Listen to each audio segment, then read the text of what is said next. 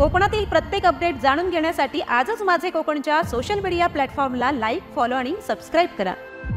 स्वच्छ भारत मिशन टप्पा 2 अंतर्गत केंद्रस्तरीय पथक कडून कुर्टे ग्रामपंचायतीची पाहणी नुकतीच पार पडली। स्वच्छ सर्वेक्षण 2025 च्या अनुषंगाने ही पाहणी करण्यात आली असून पथकाचे प्रमुख माननीय विराज गुरव यांनी शाळा, अंगणवाडी, सार्वजनिक शौचालय, रस्ते सफाई, शोषखड्डे, हँडवॉश स्टेशन, गांडूळ खत प्रकल्प आणि परसबाग निर्मिती यांसारख्या विविध बाबींची सखोल पाहणी केली। पथकाने ग्रामस्थ, शिक्षक, अंगणवाडी सेविका, आरोग्य कर्मचारी व ग्रामपंचायतीच्या सदस्यांशी थेट संवाद साधला आणि गावच्या तयारीबद्दल समाधान व्यक्त केले।